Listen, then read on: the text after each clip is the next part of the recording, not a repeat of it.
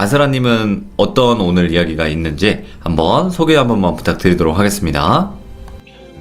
오늘은 저희 쪽 스태프들이 대다수가 그만두겠다고 난리를 폈던 사건에 관련해서 얘기를 해드릴 거예요. 예. 그러니까 되게 기묘하게 제보를 받았어요.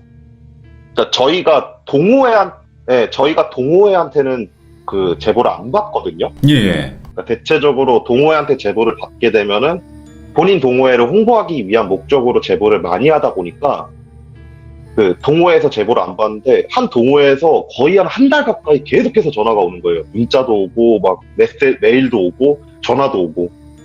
그래갖고 아씨 얘네들 진짜 어차피 홍보일 것 같으니까 그냥 무시를 하고 있었는데 어느 날 이제 한 달 정도 그렇게 연락을 계속 받다가 제보가 좀 끊겼어요, 저희가. 그래갖고 진짜 귀찮은데 얘네 하기 싫은데 한번 들어나 보자라고 한 다음에 메일을 들어가서 이제 읽어봤죠.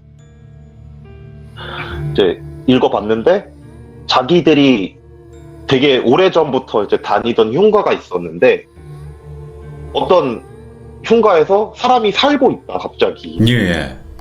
그런 제보를 한 거예요. 근데 좀 재밌잖아요. 흉가에 사는 사람.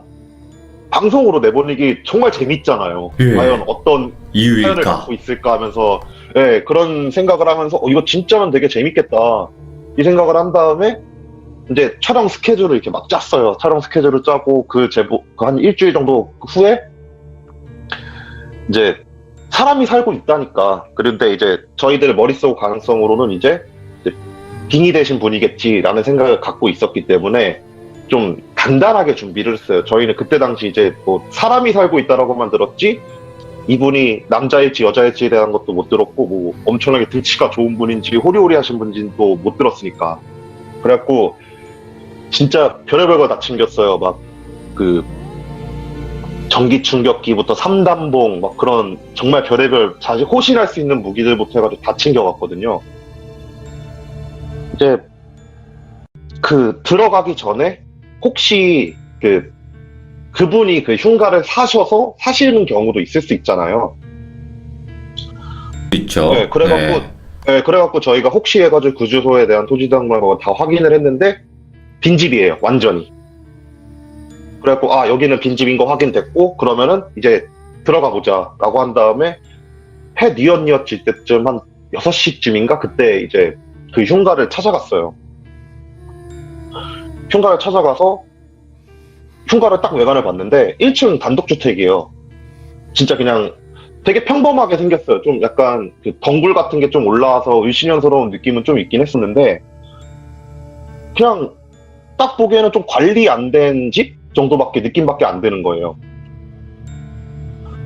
그래가지고 혹시 안에 있던 사람이 있다 그러니까 벨을 눌렀죠. 벨을 누르니까 안쪽에서 갑자기 누구세요? 이러는 거예요, 여자가. 그래가지고 진짜 사람이 사나 보다. 진짜 사람 사나 보다 한 다음에 저희 어디서 방송국에서 나왔는데 혹시 인터뷰 잠깐 할 수 있을까요? 라 그러니까 알았어요, 잠시만요 이러면서 문을 열어주시는 거예요, 그분이. 그래갖고 순간 저희가 막 혼란이 오기 시작한 거예요. 진짜 여기 사람이 사는 건가? 왜냐면 목소리나 그런 게 너무 평범했어요. 예.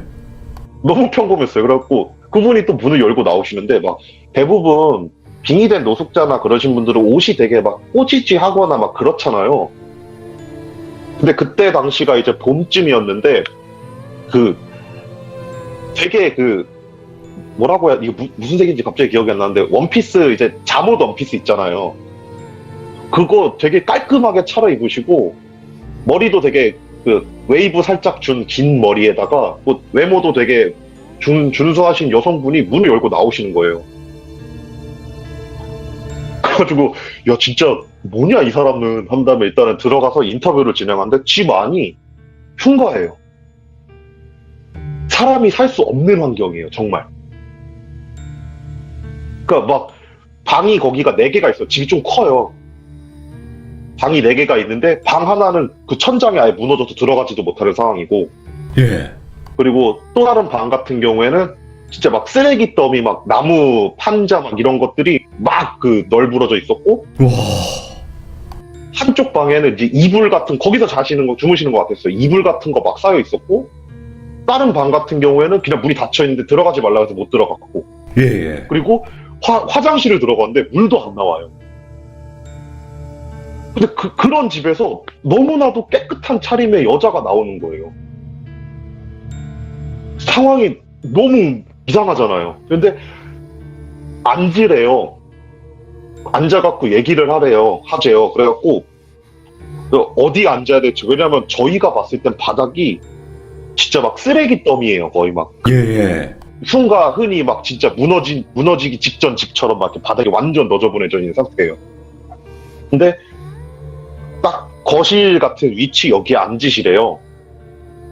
그래서 일단 뭐 어떻게 해요? 바닥 이렇게 대충 발로 슥슥슥 밀어가면서 앉았죠. 그러니까 앉아갖고 이제 인터뷰 하려고 딱 그러는데 부엌 같은 위치인데 싱크대나 그런 것도 다 떨어져 있어요. 그 호스 막 나와 있고 그런 상태 있잖아요. 싱크대 넣기 전 상태. 절대로 여기서 뭔가를 할 수 없는데 뭔가 거기서 막 지적지적 거리시더니만 깨진 그 쟁반에다가 깨진 접시들을 이렇게 몇 개를 한 다음에 들고 오시는 거예요. 예. 그러면서 저희 앞에 딱 놓고 이거 드시면서 얘기해요 이러시는 거예요 갑자기. 그러더니만 저희한테 막 커피 드실래요? 음료수 드실래요? 막 이런 얘기하길래 저희는 상황이 대충 너무 이상한 거니까 저희 괜찮아요 음료수는 막 이러고 하면서 이제 인터뷰를 이제 하려고 그랬어요. 예.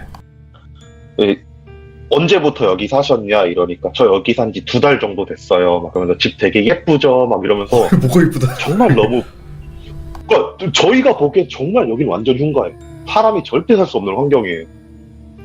막 정말 예쁘죠? 막 하면서 되게 비싸게 주고 샀어요. 막 이런 얘기를 하는 거예요. 그러니까 저희들은 이제 머릿속에 다 그린 거죠. 이 여자가 씌어갖고 헛돼 보이나 보다. 이 생각을 딱 한 거죠. 예. 그러니까 근데 저희가 6시쯤 들어갔다 그랬잖아요. 그렇게 한 1시간 가까이를 얘기한 것 같아요. 일단 최대한 정보를 캐내려고 저희가 정말 이것저것 많이 물어봤어요. 전에는 어디 사셨어요? 뭐 가족은 있어요? 뭐 딱 이런 얘기를 했어요. 근데 이러다 그렇게 막 1시간 정도 하고 7시 반쯤 돼서 이제 해가 완전히 진 상태였는데 갑자기 그러는 거예요. 조금 있으면 우리 남편 올 시간인데 저녁 드시고 가세요? 이러시는 거예요, 갑자기. 예.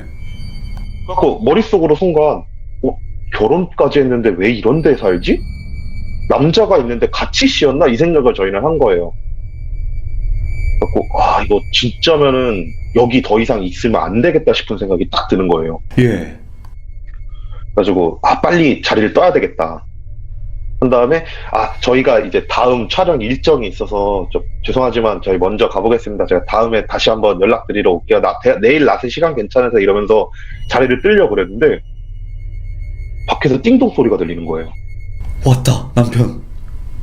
네. 예. 그러면서 여자가 남편 왔나 보다 한번 얼굴만 보고 가세요 하면서 되게 진짜 신혼 아내가 남편 마중 나가지고 되게 신나듯이 문으로 가는 거예요. 오, 그러니까 저희는 거기서 거실 베란다 문 있잖아요. 창문 되게 크게 있잖아요. 대부분 뛰어갈까? 도망칠까? 막 이런 생각을 하고 있는데 문 철컥 열리는 소리가 드는데 그 여자분이 오셨어요? 이러는데 대답이 없어요. 예. 그러면서 빨리 들어와요 라고 한 다음에 팔짱을 낀 제스처로 오는데 아무도 안 보이는 거야. 예. 막 팔짱을 끼고 우리 남편이요 라고 소개해주면서 옆을 하는데 허공을 가리키고 있는 거예요. 예. 그래갖고 순간 그 모습 본 다음에 그냥 보이는 척하고 빨리 빠져야 되겠다. 거기 있던 스텝 3명이었는데 스텝이 전부 다 그 생각을 한 다음에 남편분 되게 잘생기셨네요. 저희 급하게 또 연락이 와서 빨리 이동해야 되거든요. 일단 저희가 내일 낮에 찾아뵐게요 한 다음에 안녕히 계세요 한 다음에 진짜 도망쳐 나왔어요. 예. 근데 도망쳐 나오고 나서 그 얘기를 한 거예요. 저희들끼리. 야 잠깐만, 초인종 소리는 어떻게 난 거야? 그러니까 이제 거기서부터 진짜 뭐가 단단하게 씌었나 보다 예. 하고 나서 무당 형님한테 연락을 했어요. 형님한테 연락을 해가지고 형님 진짜 이상한 일 있다고, 저 여기 뭐 이런 상황이라고. 그러니까 이거는 여자가 씌긴 씌었는데 빙의가 된 건 아니래요. 예? 그러니까 자기가 직접 와서 봐야 되긴 하겠는데 예. 귀신 남자친구를 갖고 있는 거라고. 자기가 듣기엔 그런 것 같다고. 귀남친. 네, 그쵸. 귀신 남자친구가 있다라고 얘기를 하는 거예요. 그러니까 직접 와서 봐야 되겠다. 나 출발할 테니까 일단은 니들은 근처 그런 장소 들어갔으면 위험하다고 근처 당집 찾아가가지고 대충 뭐라도 해달라고 하라고 예. 해가지고 그냥 근처 그냥 저희 리스트 있다 그랬잖아요. 거기서 이제 또 근처에 계셔갖고 거기에 들어가가지고 비방치고. 비방 비슷한 거 했어요. 근데 하는데 그때 거기 무당이신 분이 저희한테 그러시는 거예요. 아니 웬 어디를 갔다 왔길래 귀신은 하나도 안 보이는데 왜 이렇게 귀기가 철철 넘쳐 흐르냐고. 와. 그래갖고 막 있으면은 막 다 꼬이는 그런 상황이었대요, 저희가. 그래갖고 너무 어이가 없어갖고 와 진짜 저기는 장난 없나 보다. 뭐가 있는 건지 모르겠다 이러고 나서 이제 다음 숙소 잡고 들어가서 자고 나서 이제 다음날 무당님을 만났어요. 무당님을 예. 만난 다음에 일단은 저희가 인터뷰를 하러 들어갔기 때문에 카메라 안 돌렸거든요. 근데 일단 인터뷰라고 했기 때문에 녹음기는 돌렸거든요. 녹음기를 이렇게 틀어주면서 이런 상황이었다라고 하면서 녹음 소리 듣고 있는데 그 마지막 부 이제 띵동 소리가 딱 들리고 여자가 이제 오셨어요라고 하는데 그 무당형님이 그러는 거예요. 야 진짜 단단히 그 잡았나 보다고 하면서 녹음은 안 되는데 무당형님 귀에는 오셨어요 이러니까 왔어 안에 누구 있어? 그러니까 안에 뭐 이런 분들 오셨어요. 아 그래? 아 좀 그렇지 않아? 나도 없는데 다른 남자 드리는 게 막 이런 얘기가 들렸다는 거예요. 예. 진짜 완전 그 부부 아내와 남편의 대화를 하고 있던 거예요. 예. 그래갖고 이제 그 무당 형님도 정말 심각하다는 걸 느껴서 여기는 남편이 일을 나간다고 했으니까 낫에 가서 남편 없을 때 여자부터 끌고 나오자. 일단은 그분이 거기 더 이상 그곳에 있으면은 너무 위험할 것 같다. 라는 얘기가 나온 거죠. 그래갖고 1시쯤에 이제 저희도 일단 1시쯤에 저희들이 이제 차를 끌고 그 무당님을 모시고 그 집을 다시 방문을 했어요. 다시 방문해가지고 또 띵동을 눌렀는데 어제랑 다르게 또 깨끗한 옷을 입고 나오시는 거예요. 근데 무당형님은 일단 밖에서 일단 좀 지켜보겠다고 해서 차에서 안 내리시고 저희만 먼저 들어가려고 그랬거든요. 그래가지고 저희들이 생각하기에 이 집에서 씻을 수도 없거든요. 물도 일단 안 나오니까. 그리고 애초에 옷장 그런 것도 없었고. 근데 또 다른 깨끗한 옷을 입고 또 깨끗하게 씻으시고 나오시니까. 가지고 무당형님한테 일단 문자를 보냈죠. 형님 얘 일단 좀 조사해보는 게 어떠냐고 이러니까 무당형님이 일단 그래도 여자는 끌고 나야 되지 않겠냐. 근데 이제 저희도 방송인이잖아요. 그러다 보니까 하루 거른다고 혹시 이 여자가 정말 큰 문제가 생길 것 같나요? 라는 질문을 했어요. 예. 그러니까 아니 그건 아닌데 그래도 좀 찝찝하다 무당형님은. 그래서 근데 저희들이 어쨌든 그 방송을 위해서 조금 좀 만류했죠 무당형님은. 네.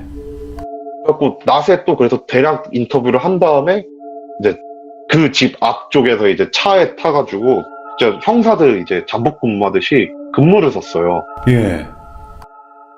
밤이 되니까 또 그 여자분이 이제 무당형도 옆에 같이 계시니까 그 무당형님이 하는 말이 왔다 이러시는 거예요. 그러더니만 집에서 그 여자가 나와서 또 앞에서 하하호호 거리다가 또 들어가요. 그래서 무당형님한테 물어봤죠. 왜 뭘 봤냐고. 그러니까 정말 그 양복 차려입고 서류 가방을 든 귀신이 저 집을 들어갔다고 지금. 예. 회사원 같이. 네, 진짜 직장인처럼 보이는 귀신이. 그러고 나서 저희가 뭐 안의 내용을 들을 순 없잖아요. 뭐 예. 사실 빈집이기 때문에 거기다 녹음기 놓고 무전기 놓고 나와도 상관은 없는데 일단 여자분이 있기 때문에 법적으로 문제가 생길 수 있기 때문에 그런 것은 못하고 네네네. 그냥 밖에서 그냥 하염없이 기다렸어요. 그러더니만 한 새벽 5시쯤 여자분이 나오시는 거예요. 예. 여자분이 나오셔가지고 이제 어딜 가나 보다 한 다음에 이제 쫓아가자 라고 한 다음에 그분이 이제 시야에 조금 아슬아슬하게 걸릴 때쯤 차에서 내려갔고 그 뒤를 되게 조용히 따라갔어요. 조용히 따라갔더니만 어느 모텔을 들어가는 거예요. 모텔에 들어가서 한 2시간 안 나오는데 옷을 또 깔끔하게 가려입고 다시 그 집으로 가는 거예요. 그래가지고 아 저기서 갈아입고 씻고 나오나 보다. 그 다음에 그 모텔을 들어가서 그 주인분한테 얘기를 예. 물어봤죠. 어느 방송국에서 나왔고 이런 상황인데 그 저 지금 나오신 여자분 어떤 상황인 거냐고 이러니까 무담형님이 뒤에서 이렇게 싹 보고 있는데 제가 얘기한 게 아니라 다른 카메라맨 분이 그 모텔 주인분이랑 얘기를 하고 계셨거든요. 근데 무담형님이 조용히 저한테 그러는 거예요. 야, 예. 나가자. 쟤도 씌었어. 쟤도 씌었어. 이러시는 거예요, 갑자기.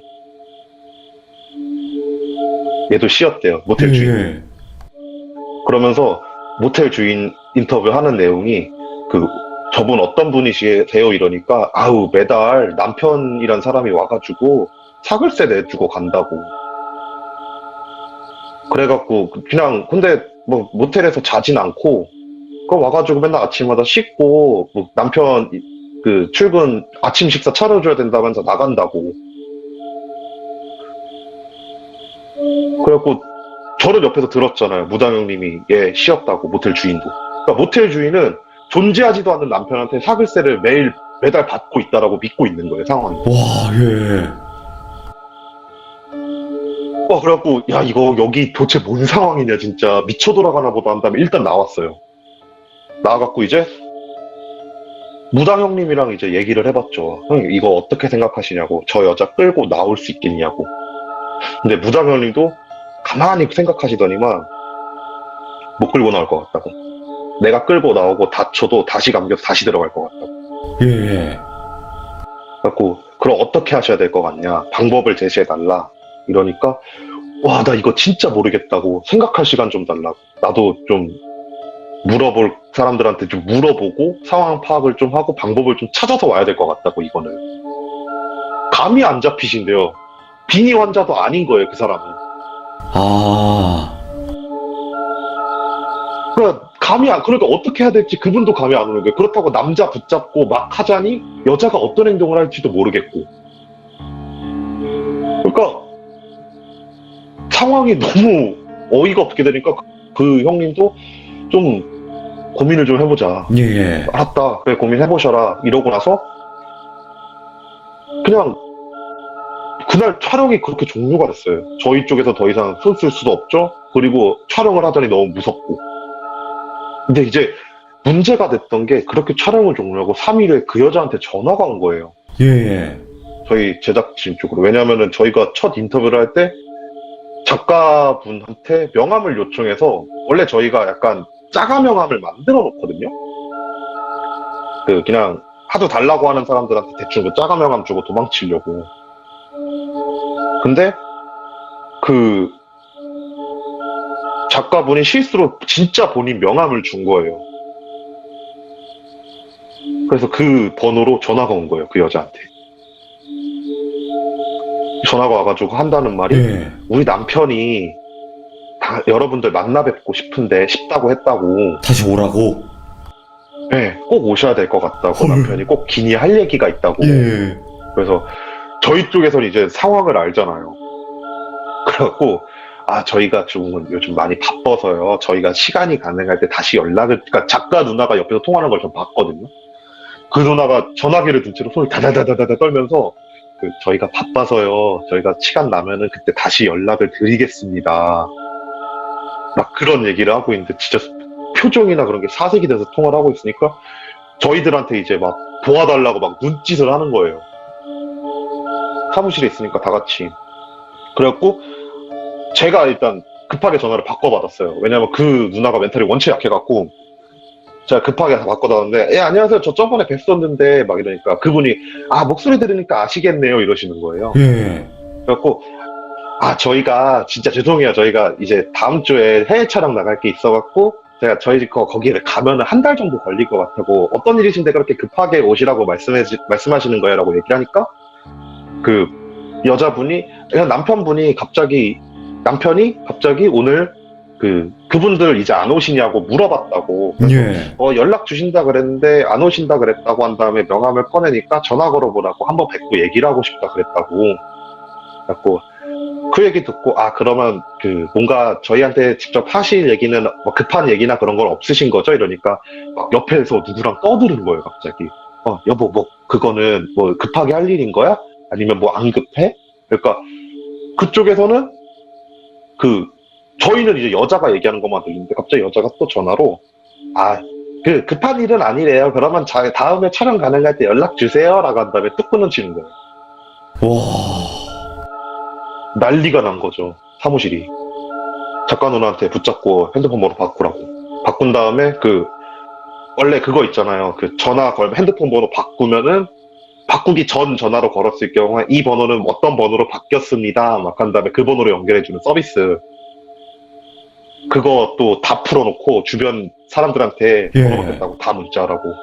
절대로 이 번호 남겨놓지 말라고 한 다음에 그날 당일 감독님이랑 저희들이랑 단체로 그 누나 데리고 그 핸드폰 서비스 센터 가가지고 번호를 바꿨어요. 그래갖고 잠잠했어요. 또 한 일주일 정도. 예. 일주일 정도 잠잠했는데 일주일 후에 저희 사무실로 또 흉가 동호회 저희한테 제보를 했던 사람 있잖아요. 예. 제보를 했던 사람한테 전화가 미친 듯이 오는 거예요. 정말 막 그냥 저희는 흉가 동호회 사람들 번호를 얼추 저장을 해놓거든요. 예. 근데 막 그 전화로 전화 오니까 아, 또 얘네들 또 난리를 피네. 막 근데 생각을 해보니까 얘네들이 제보를 한 거잖아요. 그래갖고 전화를 딱 받았더니만 그 전화란 사람이 목소리를 달달달달 떨면서 저기요 어떤 여자한테 자꾸 전화가 와가지고 자기 남편이 보고 싶다고 빨리 오라 그래요. 막 이런 얘기를 하는 거예요. 그래서 아니 왜 어떻게 된 거냐고 그러니까 저희들한테 제보를 하고 본인들이 찾아갔대요. 예. 찾아가가지고 그 여자한테 핸드폰 번호를 알려줬다는 거예요. 미쳤구나. 예. 그러니까 왜 가르쳐줬는지 자기도 모르는데 홀린 듯이 핸드폰 번호를 가르쳐줬대요. 그래서 이제 막 아 그러냐고 그러면 일단은 똑같이 얘기하라 그랬죠. 똑같이 하라 그랬죠. 번호 바꾸고 잠수 타라고. 절대 그 번호 받지 말라고. 차단을 시켜버리라고. 하고 나서 딱 끊었는데 생각을 해보니까 얘는 저희들 번호를 알잖아요. 그쵸. 사무실 번호를 알잖아요. 불안한 거예요, 그때부터. 아, 진짜 설마 우리 사무실 번호까지는 얘기를 안 해줬겠지. 근데 아니나 다니까 얘기를 해준 거예요. 그날부터 저희들은 야간 작업을 많이 하잖아요. 직업 특성상. 한 9시가 넘으면 전화벨이 끊이질 않는 거예요, 3일 동안. 계속 전화가 와요. 계속 전화가 계속 오는데 무섭잖아요. 받지도 못하잖아요. 그렇죠. 미쳤는데 완전. 계속 그냥 저희한테 전화가 오니까 이거 미치겠다 한다면 전화선을 뽑아놨어요. 그래갖고 저희 제보 전화를 포기했어요. 원래 저희 제보가 좀 밤늦게 오는 경우가 있어갖고 예. 원래 밤에도 항상 야간 근무를 세우는 이유가 그거거든요. 근데 한 9시부터 좀 전화가 오니까 8시부터 그냥 저희가 전화선을 뽑아놨어요. 제보 전화 다 포기하고 한 3일간 그렇게 계속 울리니까 진짜 안 되겠다. 빨리 무당형님은 계속 전화를 걸어서 이런 상황이다 어떻게 좀 해줘야 되는데 나도 지금 방법 찾고 있다고 조금만 좀 기다려보라고 계속 그러시고. 근데 그러다가 이제 일이 터진 거예요. 저희랑 인터뷰를 했던 사람, 저랑 같이 그 집을 찾아갔던 사람이 3명이라 그랬잖아요. 예. 그중 그 전화가 3일간 그렇게 계속 오다가 그 전화선을 뽑고 나서 한 일주일 정도 지난 후에 그 형이 출근을 안 하는 거예요. 그중 한 명이 그 형이. 그래가지고 이 형은 또 왜 하나. 그러니까 전날에 막 술 먹고 또 안 오나 이러고 나서 이제 막 전화를 건데 전화를 안 받아요. 그래갖고 근데 저희들 종종 그런 일이 있거든요. 일이 너무 힘들다 보니까 어느 날 잠수 타고 막 며칠 후에 돌아와서 죄송합니다 하면서 뭐 머리 막으시는 분들이 종종 있거든요. 예. 그래갖고 이 형도 그런가 보다. 어차피 바쁘지도 않았던 상황이고 하니까 그냥 오면은 욕이나 한 바가지 해줘야지 이러고 있는데 한 이틀 후에 전화를 딱 받았는데 그 여자인 거예요. 아니 그 형 전화로 사라진 그 형 전화로 전화를 딱 걸었는데 받는 사람이 그 여자인 거예요. 예. 흉가에 있던. 그러면서 우리 남편한테 왜 자꾸 전화하시냐고 바쁜 사람이니까 끊으라고 한 다음에 툭 끊어버리는 거예요. 사무실이 난리가 난 거죠. 뭔 예. 상황이냐 지금 이거 진짜 뭔 상황이냐, 빨리 내려가자 한 다음에 진짜 카메라 그런 거 하나도 안 챙기고, 그때 사무실에 있던 인원이 6명이었거든요. 6명이서 단체로 그 집을 내려간 거예요.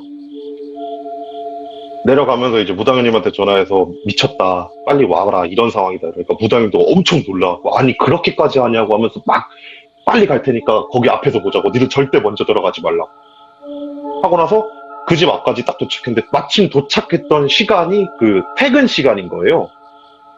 네. 그러니까 남자가 항상 퇴근하던 그 시간인 거예요. 그래서 집 앞에서 이제 무당형님 올 때까지 기다리고 있는데, 그 형이 저 멀리서 저벅저벅 걸어오는 거예요.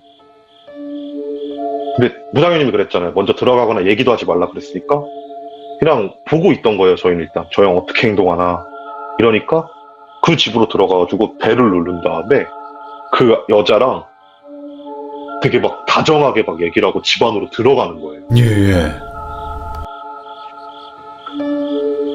그리고 나서 무당형님은 그러고 나서 한 30분쯤 무당형님이 도착하셔갖고 어떻게 된 상황이냐 이래서 사정을 다 얘기했죠.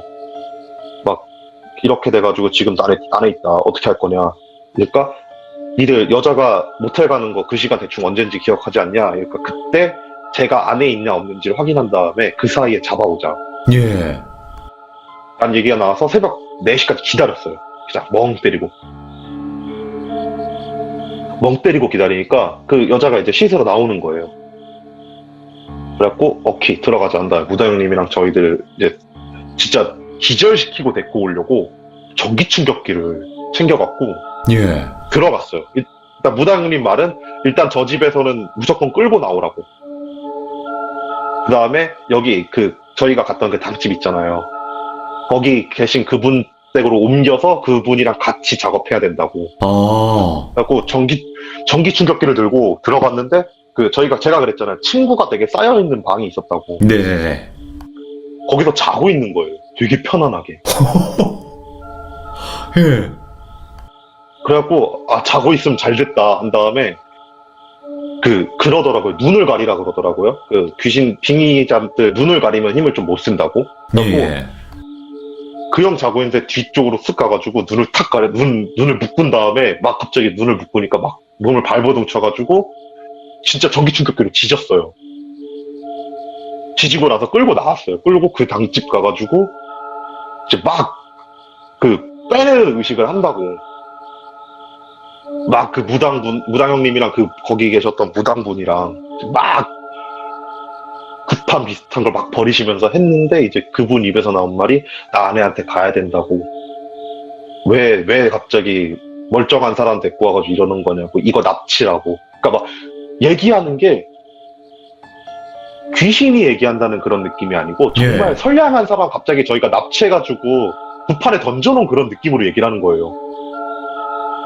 막 진짜 하는 말들이 막 난 안 나갈 거야 막 이런 게 아니고, 예. 왜 그러시냐고, 나 집에서 자고 있었는데 갑자기 여기는 어디냐고, 당신들 뭐 하는 거냐고, 막 이런 식으로 얘기를 하는 거예요. 그러니까 이제 무당형님이랑 다른 무당분이 막 이제 네가 건방지게 어디서 사람 행세를 하는 거냐 하면서 막 뭐라 하다가 한 3시간 가까이로 구판을 벌였던 것 같아요. 때려야겠다고, 퇴마식을 하겠다고.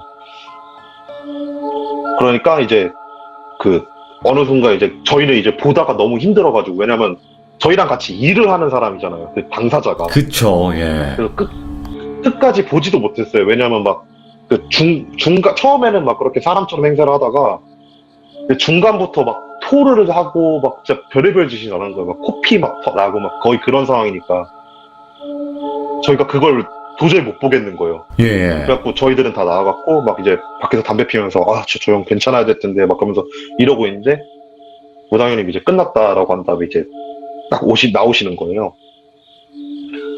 물어봤죠. 형님 어떻게 된 거냐, 저 형 괜찮은 거냐 이러니까 괜찮다고, 완전히 다 어떻게 했다고. 그리고 나서 귀신은 어떻게 됐냐, 잡았냐 이러니까 도망쳤다고. 아마 또 가서 똑같은 행동할 거라고. 그럼 어떻게 해야 될 것 같냐, 알아는 보셨냐 이러니까 내가 그 여자를 한번 제대로 봐야 될 것 같다고. 예. 그 여자를 한번 봐야 될 것 같다고. 자기들이 생각하기에 일반적인 귀신이 이렇게까지 할 수가 없대요. 무당이 도와줘야 된대요. 이렇게까지 하려면. 그래가지고 무당 형님이랑 거기 계셨던 무당분 생각은 네. 그 여자가 무당이라는 거예요. 아, 그 여자 자체가?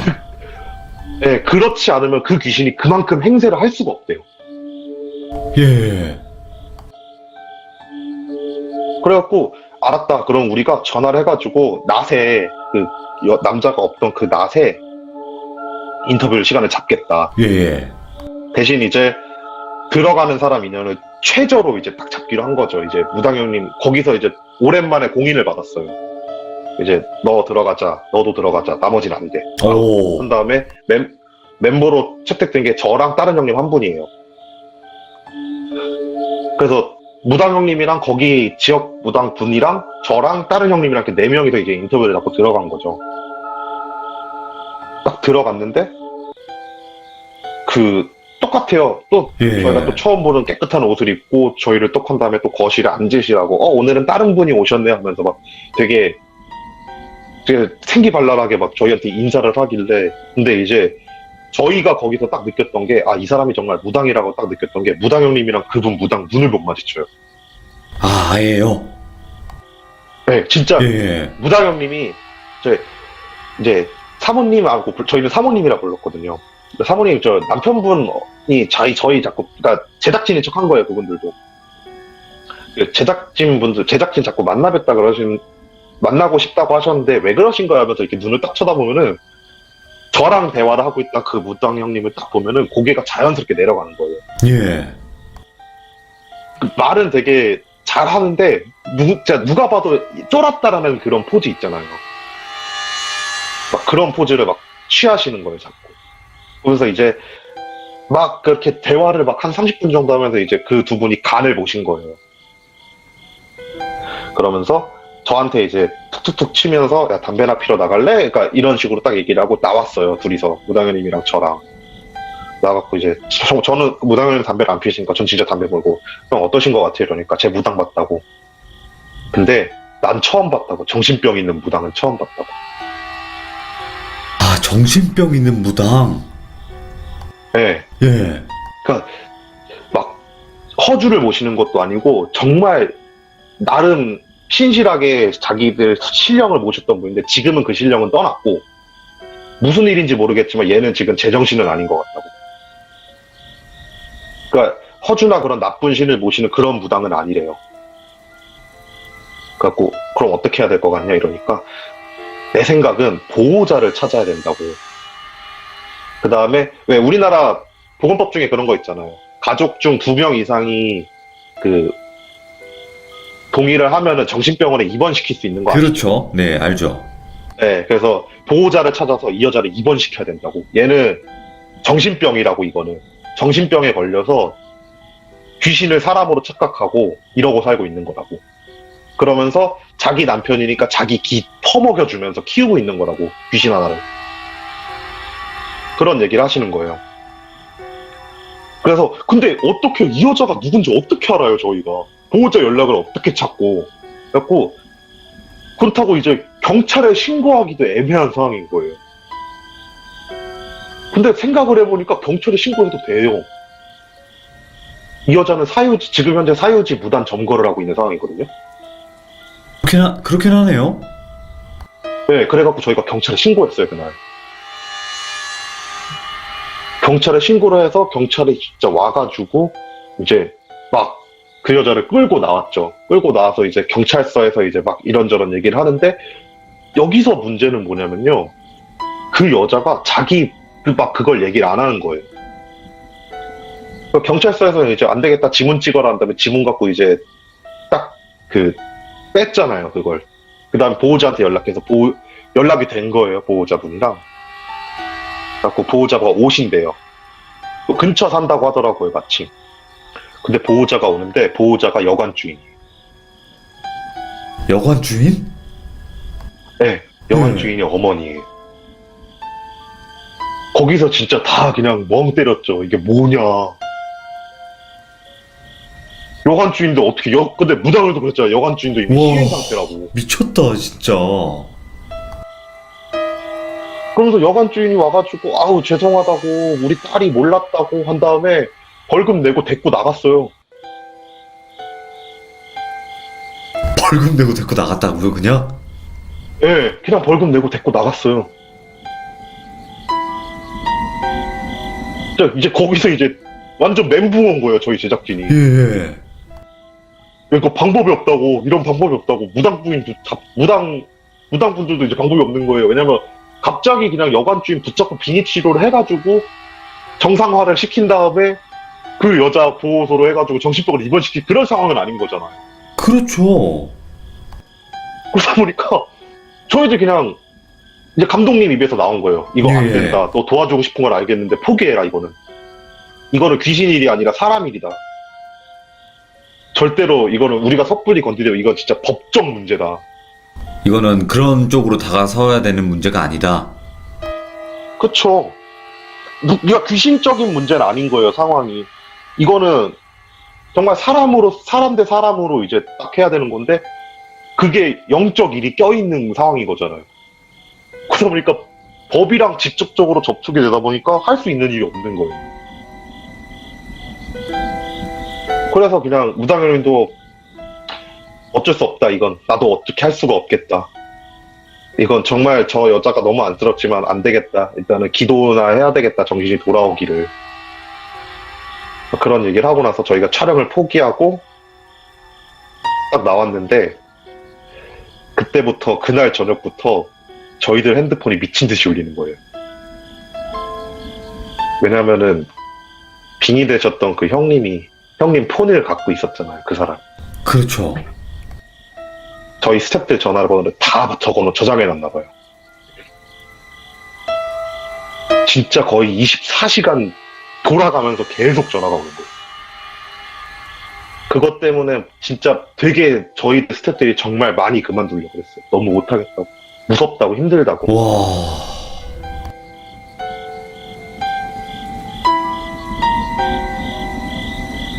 아니, 이게 지금 들으면서도 믿기지가 않는 진짜 이런 현상들이 몇 번 있었나 아니면 딱 처음이었나요? 그냥 이거 처음이자 마지막. 처음이죠. 이게 처음이자 마지막이에요.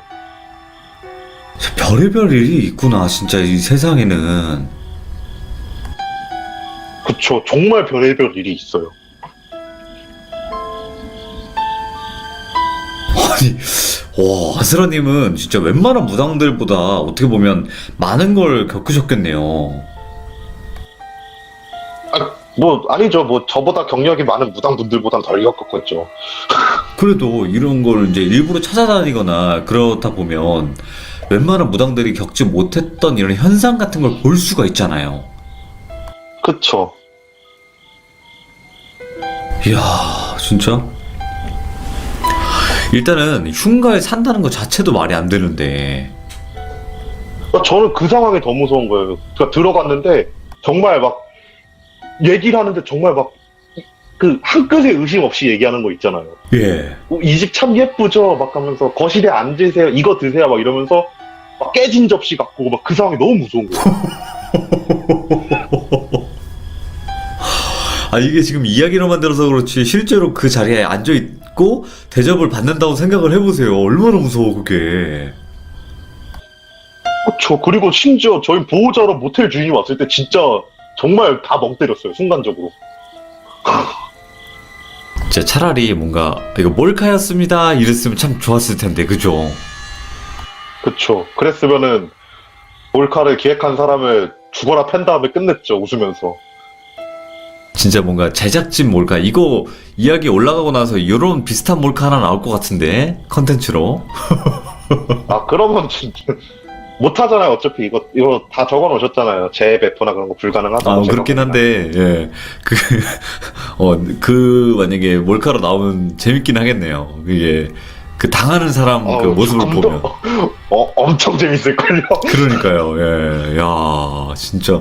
그러니까 이게 딱 그 방송에서 제작진을 위한 몰카였습니다 이러면 얼마나 뭔가 해피엔딩이고 좋은데, 그게 사실이라니까, 현실이고. 그쵸. 예. 저희는 진짜 무섭던 게 저는 이 전화를 자다가 받았거든요. 네네네네. 그러니까 그 포기한다고 하고 나서 한 이틀 후에 저한테 전화가 왔는데 한 새벽 1시 반쯤 1시 반인가? 그쯤 예. 전화가 왔는데 핸드폰 번호 그냥 아무 생각 없이 그냥 잠결에 받은 거예요. 예.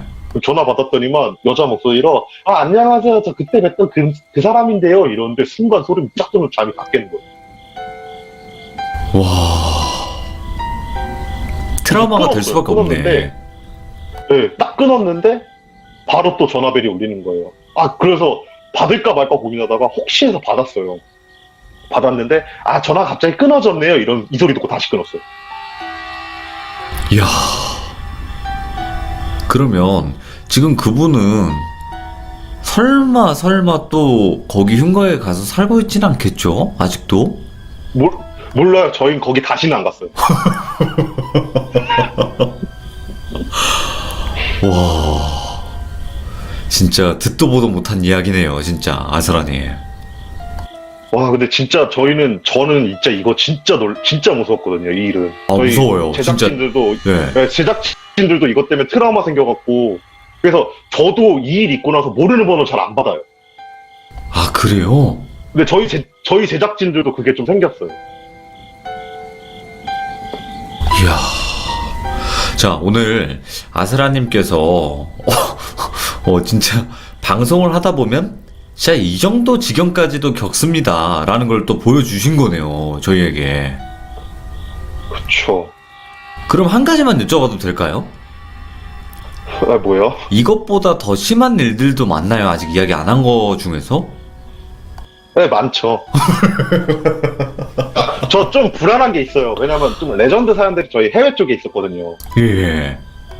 근데 또 앞에서 호랭이님이 해외 얘기를 한다 그래갖고 아니. 빨리 해외를 풀어야 된다. 아니, 요거 악마 나오는 거 아니니까 겹쳐지지가 않습니다. 걱정하지 마세요. 저희도 악마 나오는 거를 찍은 게 몇 개 있어갖고. 괜찮아요. 그거는 방송 쪽에서 간 거고, 이제 호랭이님 이야기는 그 종교 학자분의 이야기니까요. 달라요, 엄연히. 그쵸, 다르겠죠. 네네.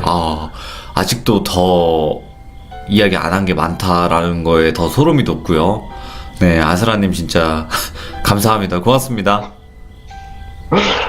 진짜 예, 얘기하면서 다시 해도 소름이 돋네. 다시 생각나죠? 예, 그때 당시 네. 그 여자가.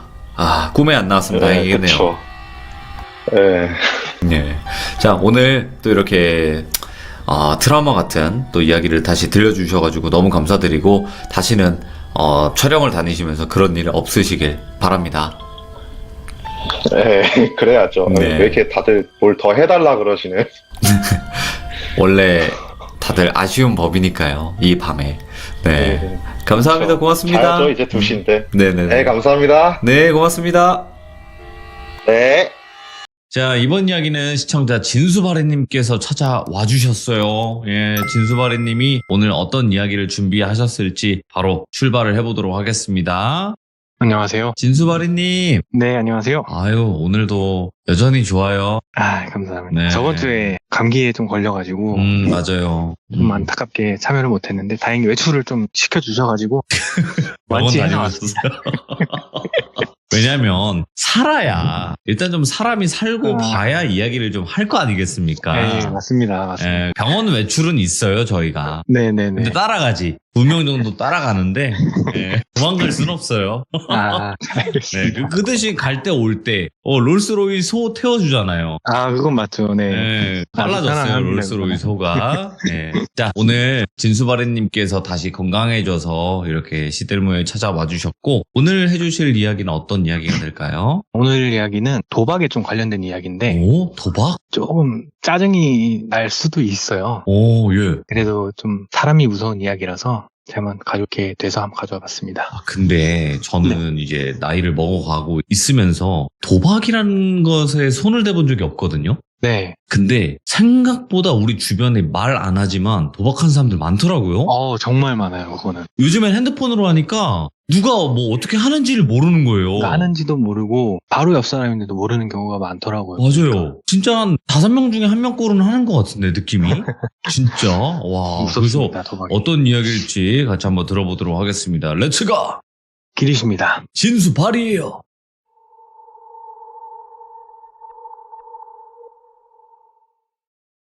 오늘 이야기는 저희 현장 소장님 말고 다른 반장님한테 들은 이야기인데요. 한 10년 정도 전에 있었던 일이다 정도로만 말씀을 드리고 시작을 해볼게요. 오늘의 똘비는 30대 중후반 정도 되는 남성분인데 그 똘비가 그냥 일만 쭉 하다가 모은 돈으로 거기에 퇴직금까지 좀 합쳐가지고 똘비만의 가게를 하나 차렸대요. 보통 자영업이라는 게 누가 그러던데 구할은 망하고 일할은 성공한다 이런 말이 있대요. 근데 이 똘비 같은 경우에는 구할에 해당이 됐고 결론만 말씀드리면 망했어요 가게가. 근데 그냥 망한 것도 아니고 이게 망해갈 시기쯤에 대출까지 받아서 막아봤는데 결국에는 손님이 좀 끊기고 그러다 보니까 의욕도 좀 사라지고 그래서 그냥 폐업을 했다고 하더라고요. 그래서 그 가게를 넘기면서 대출 일부를 조금 상환하고 남은 돈을 확인을 해봤더니 마이너스 한 6, 7천만 원 정도 됐대요. 그래서 이 똘비가 우선 이 대출부터 좀 갚아야 하니 어디 공장이라도 들어가자 해가지고 똘비가 한 지방에 있는 공장에 취직을 하게 되면서 이야기가 시작이 됩니다. 이 공장 같은 경우에는 무슨 공장이다라고 말씀드릴 순 없을 것 같고 금속, 무속품 만드는 공장이다 정도만 말씀드릴게요. 이 똘비가 들어간 공장의 근무 형태가 주간 야간 2교대였대요. 주주주주주 하고 이틀 쉬고 야야야야야 하고 이틀 쉬고 이렇게 교대가 진행이 됐다고 하더라고요. 다행인 건 이 똘비가 지금 월세 보증금까지 빼서 대출을 갚아가지고 집이 없었대요. 근데 이제 공장에 숙식까지 제공이 돼서 그게 좀 다행이었다고 하더라고요. 숙소에 짐을 풀고 반장님 따라서 공장 한 바퀴 쓱 돌고 같이 담배 한 대 태우면서 이야기를 좀 했대요. 뭐 특별한 이야기를 주고받았다기보단 근무에 대한 이야기였겠죠. 똘비가 뭐 궁금한 거 물어보고 그런 것들. 그리고 똘비가 일을 시작한 거예요. 그 뒤로 시간이 조금 흐르고 한 달 정도 지났을 때 대부분 같이 일하는 동료들하고 좀 많이 친해졌대요. 똘비가 나이가 막내는 아니어도 형님들이 좀 많아가지고 어린 축에 속했어도 막내는 아닌 정도였다고 하더라고요. 형님들이 많이 좀 챙겨줘가지고 친하게 지냈다고 해요. 이야기의 시작은 그 시기 즈음의 어느 한 날 똘비가 한 형님하고 이야기를 하면서 시작이 되는데요. 이 준성이라고 하는 형님은 40대 후반 정도로 보였는데 조선족 분이셨대요. 말투가 평소에는 그냥 약간 사투리가 섞인 평범한 말투인데 말이 좀 빨라지거나 좀 흥분하거나 하면 그 조선족 사투리가 나오더래요. 아무튼 이 준성이 형님하고 점심을 먹고 담배를 한 대 태우고 있는데 똘비한테 똘비니 게임 좀 하니? 이렇게 묻더래요. 똘비가 게임요? 뭔 게임요? 답을 하니까 카드나 그 화투 같은 거 있지 않니? 뭐 이러시더래요. 똘비가 당연히 할 줄 알죠. 이 똘비가 고등학교 때 친구들하고 어울려 다니면서 그렇게 화투를 쳤었다 이런 식으로 이야기를 했더니 준성이 형님이 그럼 이제 오늘 한번 게임 해볼래? 이렇게 묻길래 그래서 언제요? 물었대요. 그랬더니 오늘 그 밥 먹고 8시까지 반장 방으로 오면 된다 이렇게 이야기를 하시더래요. 똘비가 알겠다 하고 잡담 좀 더 나누다가 다시 일 들어간 거죠. 그날 일이 끝나고 동료들하고 같이 저녁을 먹고 방에서 혼자 좀 시간을 보내다가 맥주 한 캔 들고 그 반장 방으로 향했대요. 반장 방은 옆 건물이었는데 방 앞에 서가지고 벨을 눌렀대요. 그러니까 잠깐 뒤에 문이 열리더니 담배 연기 있잖아요. 그게 밖으로 막 새어나오더니 한 남자가 안에서 똘비를 이렇게 빤히 보더래요.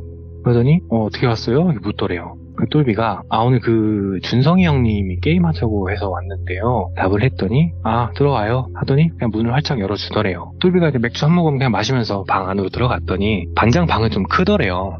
2인 가족이 좀 넉넉하게 살 수 있을 정도의 크기더래요. 반장 방은 좋네 생각하면서 거실 쪽으로 이렇게 들어가니까 거실에 테이블이 하나 있는데 테이블이 그 영화에서나 보던 진짜 그 카드 게임 치는 테이블 있잖아요. 초록색 포가 깔린. 그래서 와 진짜 본격적으로 하나보다 하면서 안으로 쓱 들어가니까 거기에 모인 사람이 다 아는 얼굴이더래요. 똘비랑 같은 반 그 동료 형님들. 미리 말씀드리면 그 문 열어줬던 분은 반장이 아는 동생이었다고 하더라고요. 아무튼 게임하는 곳에 갔더니 아직 게임은 안 하고 그냥 맥주 한 캔씩 하면서 잡담을 하고 있더래요. 그러다가 똘비를 보고 준성이 형님이 똘비 왔니? 하면서 좀 반겨주더래요. 나머지 형님들도 똘비가 게임을 할 줄 알아? 하면서 그냥 반겨주더래요. 테이블에 앉은 사람이 똘비 그리고 준성이 형님 그리고 그 다른 형님들 3명 해가지고 총 5명이었대요. 그렇게 맥주 좀 마시면서 이야기를 잠깐 하다가 반장이 방에서 나오더래요. 그러더니 그 5명을 보고 다 왔네? 게임들 하고 가? 하더니 그냥 다시 방에 들어가더래요. 그냥 그런갑다 하면서 게임을 시작을 했는데 그 반장님 아는 동생분이 똘비한테 이렇게 칩을 건네주면서 이게 1,000원이고 이게 10,000원이에요 하면서 두 가지 색의 칩을 여러 개 주더래요. 그래서 계산을 해봤더니 그게 10만 원이더래요. 그 똘비가 이거 돈 정산은 어떻게 하나요? 물었더니 그 동생분이 그 10만 원 반장님한테 드리면 되는데 이러시길래 알겠다 답을 하고 그 동생분이 알려준 계좌로 10만 원 송금을 했대요. 그리고 게임이 시작이 됐는데 게임은 섰다였다고 하더라고요. 근데 판돈이 이렇게 좀 본격적으로 하는 거 치고는 좀 작았대요. 1,000원이었대요, 판돈이. 최소 베팅이 1,000원이고, 최대 베팅은 5만원, 이렇게였대요. 똘비도 오랜만에 하니까, 이어가면서 감을 좀 살린 거죠. 그러다가 똘비가 감을 다 찾기도 전에, 10만원어치 칩을 다 잃어버린 거예요. 똘비가, 오랜만에 하니까 잘 안 되네. 하면서 자리에서 일어났대요. 그러니까 준성이 형님이, 똘비니 그만하려고? 이렇게 묻더래요. 그래서, 오랜만에 하니까 잘 안 되네요. 다음에 또 불러주세요. 답을 하고 방으로 돌아갔대요. 10만원 잃은 거니까, 기분 조금 나쁜 정도였대요. 시간이 조금 지나고 다음 주쯤에 준성이 형님이 이렇게 똘비 옆쪽으로 쓱 오더래요. 그래서 형님 말을 하니까 준성이 형님이 똘비야 게임 한 번 더 해야지 이렇게 얘기를 하더래요. 또 해요? 이렇게 물었더니 그 주에 한두 번은 무조건 하니까 또 하자 이렇게 이야기를 하더래요. 그래서 알겠다 답을 했더니 오늘 하니까 오늘도 8시까지 오면 된다 라고 말을 하시더래요. 그래서 알겠다 답을 하고 그날도 반장 방으로 향한 거죠. 똑같이 동생분이 문 열어주고 반장님한테 송금을 하고 게임을 하는데 이번엔 또 그냥 잃었대요. 10만 원을 30분도 안 돼서 또 잃은 거예요 그거를. 근데 똘비가 저번이랑은 좀 다르게 칩 좀 더 바꿔달라 이야기를 해가지고 또 송금을 하고 칩을 받았대요. 그 또 게임을 하는데 또 10만 원을 금방 날린 거예요. 미치겠네 생각을 하는데 한 번만 더 해볼까 해가지고 10만 원을 더 바꾸고 게임을 했는데 역시나 그 10만 원을 또 날린 거예요. 그래서 미치겠다 왜 이렇게 패가 안 붙지? 생각을 하면서 더 이상은 안 되겠다 해가지고 방으로 그냥 돌아갔대요. 그래가지고 너무 열이 받더래요. 40만원 잃은 게 너무 열이 받더래요. 똘비가 유튜브에다가 뭘 검색해서 막 찾아봤대요. 뭘 찾아봤냐? 타짜 기술 있잖아요. 쉽게 말해서 사기 도박을 좀 알아본 거예요. 그래서 손기술을 막 따라해보는데 이게 하루 이틀 연습한다고 될 게 아닌 것 같더래요. 그래서 안 되겠다 싶어가지고 다른 방법이 없을까 생각을 하다가 그날은 그냥 잠에 들었대요. 근데 그 다음날 점심시간쯤에 준성 형님이 다가오더니 똘비니 어제 속 좀 쓰리겠다야 이러시더래요. 똘비가 30만원 가지고 속이 쓰려요. 괜찮습니다. 라고 한 거죠. 그랬더니 준성이 형님이 니 그래도 본전은 찾아야지 않겠니? 말을 하시더래요. 우리 금요일에는 판돈이 좀 크게 열리니까 와서 본전 찾아가라 면서 이야기를 하시더래요. 똘비가 속으로 됐다 게임 안 한다 생각하면서 네 알겠어요 하고 대충 넘겼대요. 근데 생각을 해보니까 화가 좀 나더래요. 약 올리는 것 같고. 그래서 평소에 좀 친하게 지냈던 동생 세훈이한테 짤막하게 이야기를 했대요. 저 형님들하고 게임을 하다가 잃었는데 딸 방법 같은 거 없을까? 하고 좀 물었더니 세훈이가 뭐니 해도 탄이 최고지 형 이러더래요. 그 똘비가 탄? 그 패 조작하는 거? 이렇게 물었대요. 그랬더니 시선만 한번 딱 돌리면 그 일도 아니야 바꿔치기 하는 거 괜히 어줍지 않게 손기술 쓰다가 걸리지 말고 탄 한번 써봐 그러더래요. 똘비가 그날 저녁에 그 반장방에서 쓰는 화투패랑 똑같은 화투패를 하나 사가지고 방에서 미리 좀 작업을 했대요. 20장을 빼가지고. 그래서 다음번에 내가 이걸로 돈 갖다 버린다 이런 생각을 하는데 불현듯 근데 이게 맞나 싶더래요. 아무래도 이건 좀 아닌 것 같은데? 이런 생각이 든 거죠. 그래서 그냥 화투패는 서랍에 넣어놓고 그냥 게임하지 말자. 40만원 그냥 잃어버렸다 치고 그냥 접자 그렇게 생각을 했답니다. 그리고 시간이 조금 지나서 금요일 일이 끝나고 방에서 핸드폰을 만지작거리고 있는데 노크 소리가 들리더래요. 똘비가 나가봤더니 반장님이더래요. 그래서 반장님? 이렇게 물었더니 똘비야 니 게임하러 안 오냐? 이렇게 물어보시더래요. 똘비가 저 오늘 좀 몸이 안 좋아가지고 쉬려고 합니다. 답을 했더니 그래? 한 사람 지금 티오가 비는데 많이 안 좋아? 이렇게 묻더래요. 그래서 게임하기는 좀 힘들 것 같습니다. 답을 했더니 그래? 그럼 어쩔 수 없지 하면서 그냥 돌아가시더래요. 그래서 그런갑다 하고 방에 누워있는데 조금 있다가 전화가 오더래요. 그래서 봤더니 그 준성이 형님이더래요. 그래서 받으면서 형님 하고 받으니까 그 수화기 너머로 똘비니 안 오니? 이렇게 좀 짜증스럽게 묻더래요. 그래서 똘비가 저 몸이 안 좋아서 이렇게 말을 했더니 준성이 형님이 한숨을 푹 쉬더니 니 씨 지금 나랑 장난하니? 이러더래요. 그래서 똘비가 왜 무슨 말이에요? 물었더니 지금 한 사람 부족한데 안 올 거면 미리 말을 해야지 지금 뭐 하자는 거니? 이러더래요. 똘비가 좀 짜증이 났대요. 아니 지금 돈 잃은 건 난데 안 간다고 욕을 하고 짜증을 내냐 생각하면서 알았어요 갈게요 하고 전화를 끊었대요. 그러면서 똘비가 탄을 쓸까? 탄 써서 다 털어버릴까? 이런 생각을 하다가 갑자기 심장이 막 쿵쾅쿵쾅 뛰더래요. 근데 걸리면 어떡하지? 이런 생각에. 근데 갑자기 그 준성이 형님이 씹라고 했던 그 욕이 생각이 나서 넌 뒤졌다 이런 생각으로 화투패를 챙긴 거예요. 그리고 이제 세훈이한테 전화를 했대요. 야 세훈아 어디냐? 이렇게 물은 거죠. 그랬더니 그 세훈이라는 동생이 형님 방인데 왜요? 그러더래요. 그래서 그럼 이따가 나 부탁 하나만 들어주라 하고 이야기를 쫙 하고 반장 방으로 찾아갔대요. 벨을 눌렀더니 마찬가지로 그 동생분이 문을 열어주고 그 안으로 들어간 거죠. 갔더니 오늘은 준성이 형님만 있고 나머지는 또 다른 형님들이었대요. 그래서 동생이랑 반장님은 게임을 안 하고 5명이 앉아서 게임을 하는데 이번에는 10만 원이 아니고 50만 원이었대요, 칩이. 그래서 이거 좀 센데 생각을 하면서 칩으로 교환을 했대요. 그래서 바꾼 칩으로 게임을 하는데 똘비가 좀 방어적으로 게임을 했대요. 패가 확실하지 않으면 그냥 죽고 모험을 안 한 거죠. 그렇게 하면 당연히 잃을 수밖에 없어요. 똘비도 한 반쯤 칩을 까먹고 이제 한숨 푹푹 쉬면서 담배나 좀 태우고 있었대요. 그러다가 타이밍을 봐서 세훈이한테 전화를 합니다. 그러다가 세훈이가 전화를 탁 끊어버리더래요. 그리고 시간이 조금 흐르고 그 판 게임이 끝나고 다음 판 게임에서 똘비가 형님들 배팅하는 거 보고 최대한도 배팅을 질러버린 거예요. 그러니까 형님들이 당연히 다 다이를 외치겠죠. 뻥카인 걸 알면서도 본인들 패가 안 좋으니까 그냥 죽은 거예요. 그래서 똘비가 그 판을 이기고 선을 잡은 거예요. 그러다가 패를 정리하던 똘비가 세훈이한테 카톡을 하나 딱 보내요. 그랬더니 바로 반장방 문에 노크 소리가 들리더래요. 그 순간 방에 있던 모든 사람들이 문 쪽으로 시선을 돌린 틈을 타서 준비해갔던 화투패랑 바꿔치기를 한 거예요.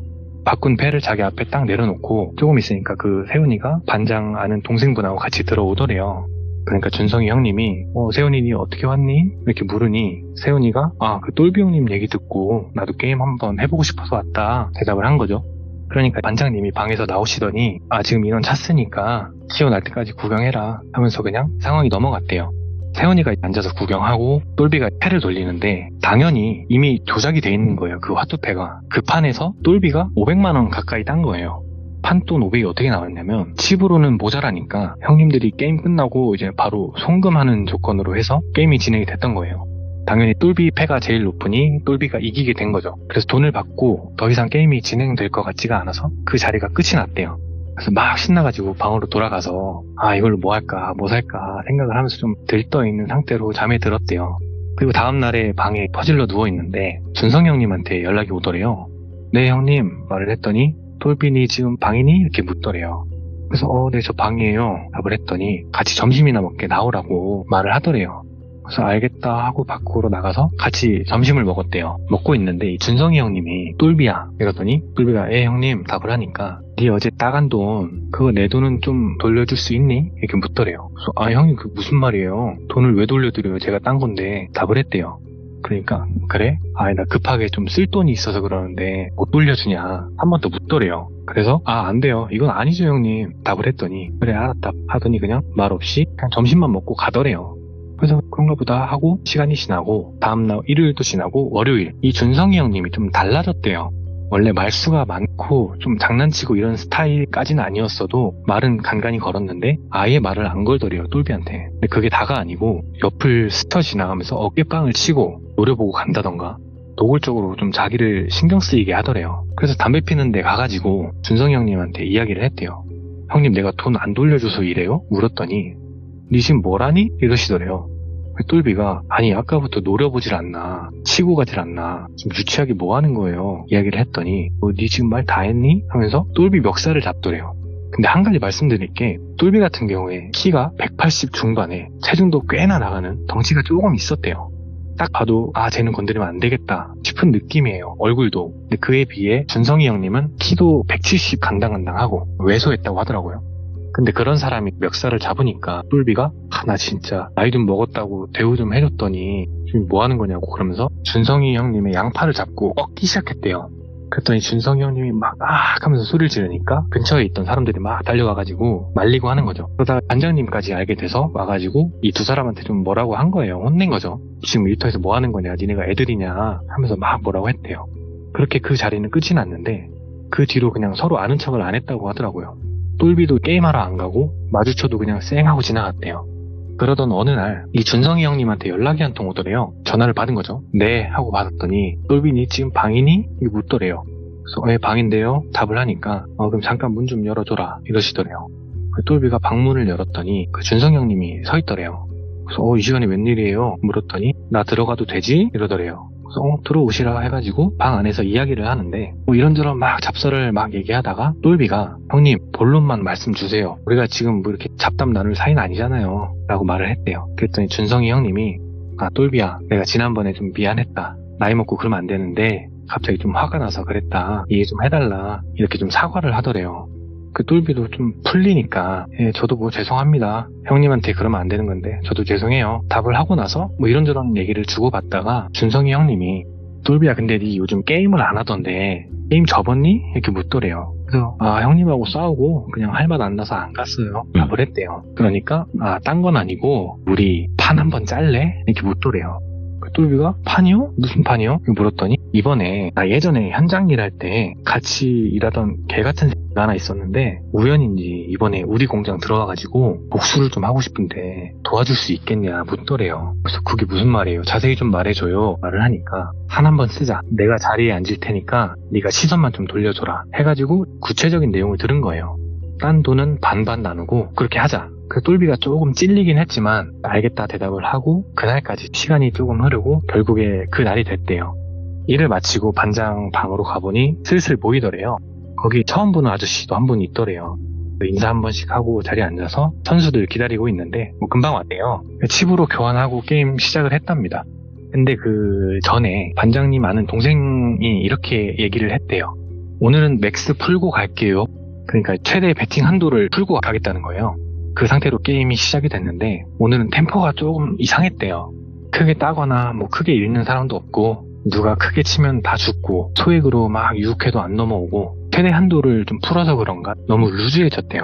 답답함을 느끼고 심지어는 졸리기도 했대요. 그렇게 1시간, 2시간을 치고 있는데 준성이 형님한테 신호가 온 거예요. 그 신호가 뭐였냐면 내가 화장실에 가서 크게 기침 소리를 내면 그 다음 판에 작업하는 거다 라고 했었거든요. 똘비가 그 신호를 받고 새로운 아저씨한테 말을 걸었대요. 말을 걸면서 열심히 시선을 돌리는 사이에 그 준성이 형님이 언제 자리에 와가지고 패를 바꿔치기 한 모양인가 보더라고요. 다시 게임이 시작이 되는데 당연히 조작된 패니까 다들 높은 패가 나올 거 아니에요. 이 레이스가 정말 치열했대요. 그러다 이 판 역시 계좌에 있는 돈까지 끌어가지고 정말 큰 판돈이 완성이 된 거예요. 쉽게 말해서 중형차 한 대 뽑을 수 있는 금액이었다고 하더라고요. 근데 결국 나중에는 다 죽고 똘비랑 이 아저씨만 살아남았는데 레이스가 다 끝나고 똘비가 좀 자랑스럽게 패를 딱 깠답니다.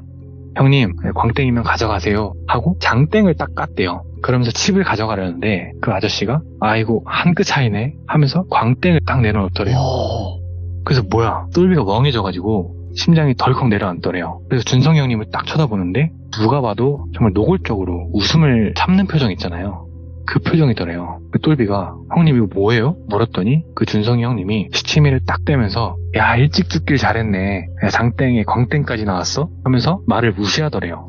그 똘비가 아니 형님 이거 뭐냐고 얘기가 다르잖아요. 말을 하니 그 준성이 형님이 무슨 얘기 큰일 날 소리 하네? 하면서 빨리 입금이나 하라고 그러더래요. 그 똘비가 억울해가지고 입금을 못 하겠더래요. 그래서 아니 나 입금 못해. 이런 사기꾼들이 이러면서 일어나가지고 엎으려고 했대요. 그러니까 거기에 있던 많은 사람들이 똘비를 이제 빤히 쳐다보다가 똘비가 왜 이러니까 달려와가지고 막 두드려 패더래요. 이게 똘비가 아무리 덩치가 좋고 해도 다구리엔 장사가 없다고 뼈 맞고 물건으로 맞고 하니까 당해낼 수가 없더래요. 신나게 얻어 터진 다음에야 강제로 핸드폰을 뺏겨서 열려가지고 입금을 시킨 거예요. 근데 그 똘비 계좌에서 다 털어가고도 이제 한참이나 모질란 거예요. 그 금액이. 그러니까 그 돈을 딴 아저씨가 그때까지 자리에 앉아있다가 자리에서 딱 일어나더니 1년만 쎄 빠지게 갚으면 되겠네 하더니 거기에 있던 사람들하고 같이 몰려서 방에서 나가더래요. 똘비가 너무 어이가 없고 이게 무슨 일인가 싶어가지고 일어났대요. 이게 뭐지? 이게 말로만 듣던 그 빨래질인 건가? 너무 화가 나가지고 방에 있는 반장한테 갔대요.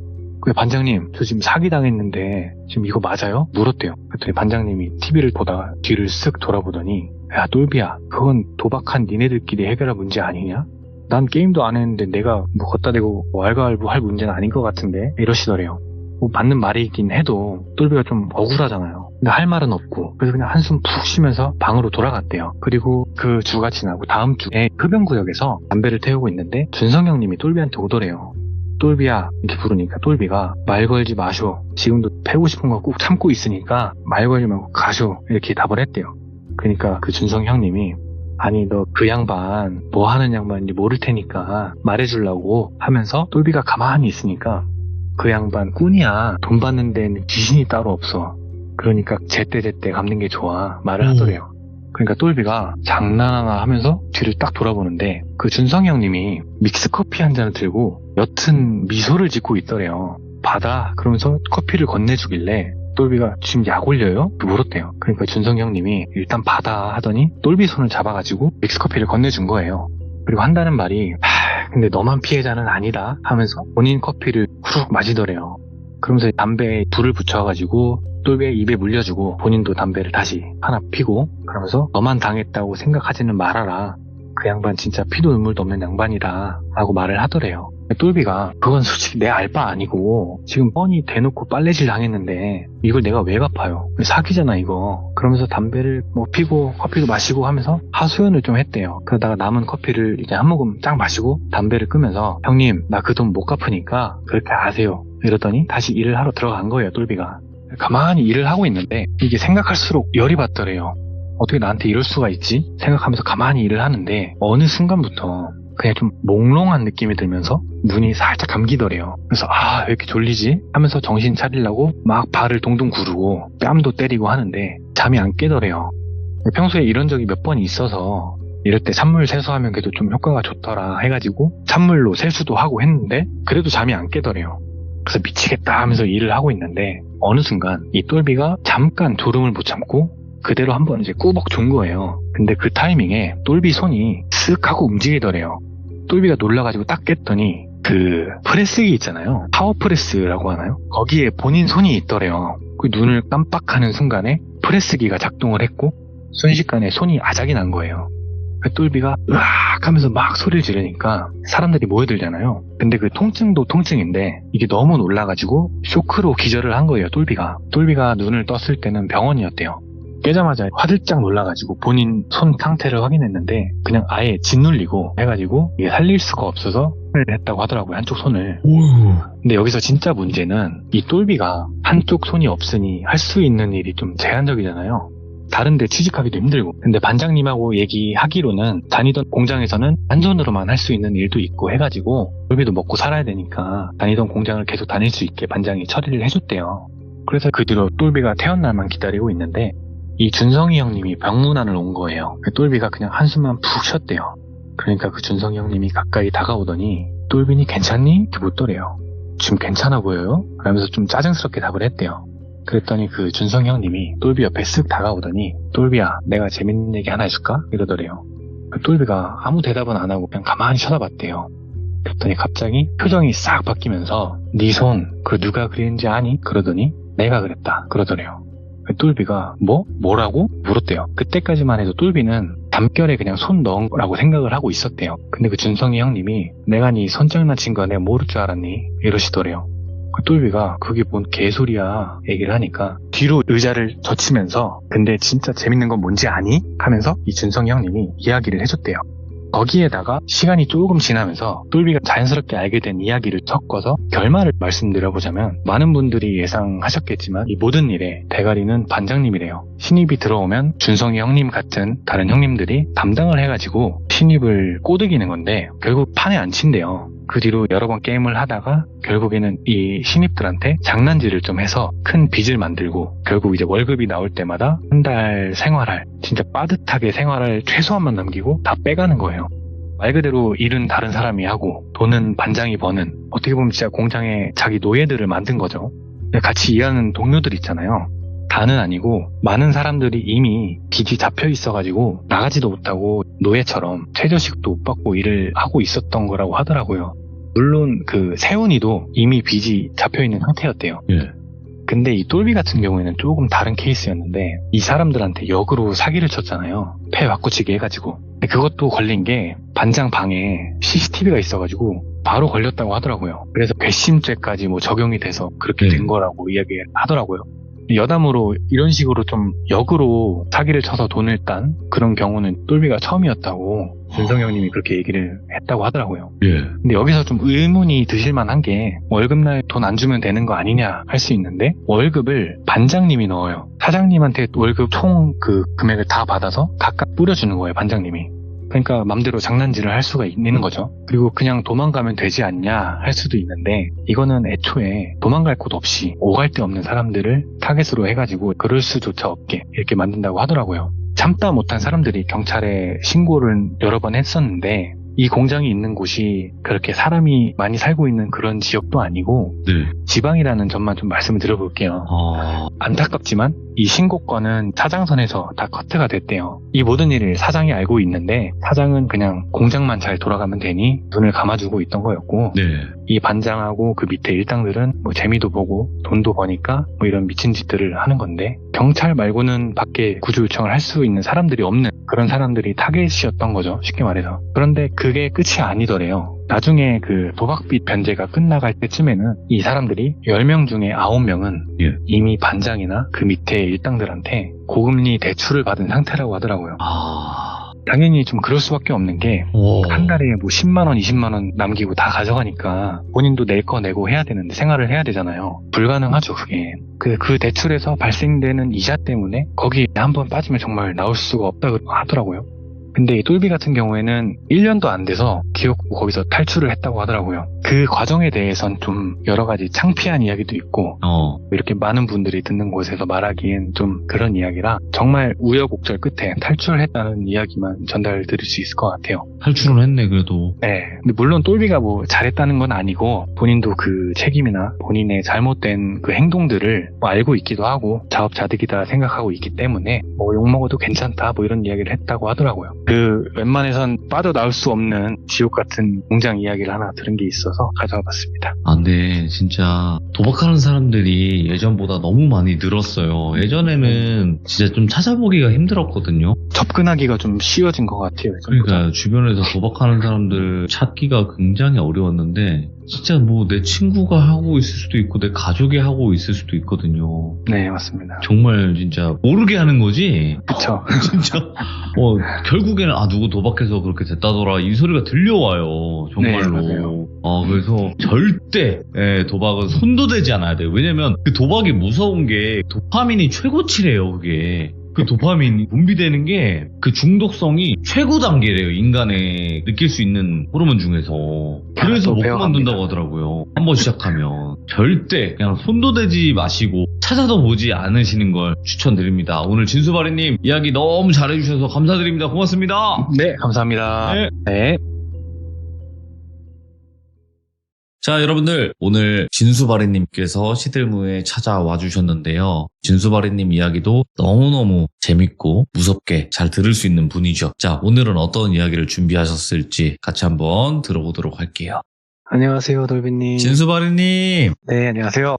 또 오늘 시간 이렇게 내주셔서 감사해요. 아닙니다. 불러주셔서 감사합니다. 자, 진수바리님. 네. 항상 저희를 섬뜩하게 만들어주시는데 네. 비결이 뭔지 좀 말씀 가능하실까요, 이제는? 비결이요?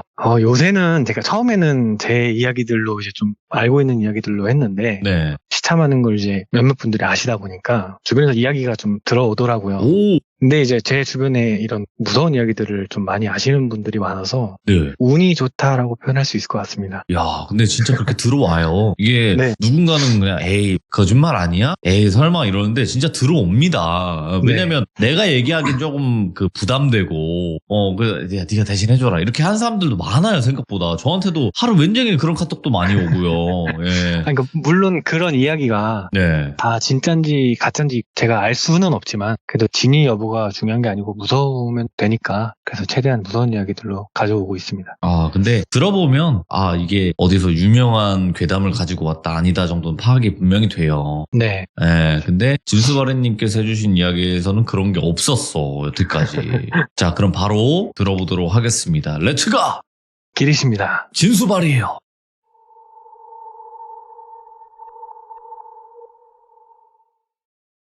오늘 이야기도 사람이 무서운 이야기가 될 것 같은데 이야기를 좀 시작하기 앞서서 한 가지만 말씀을 드릴게요.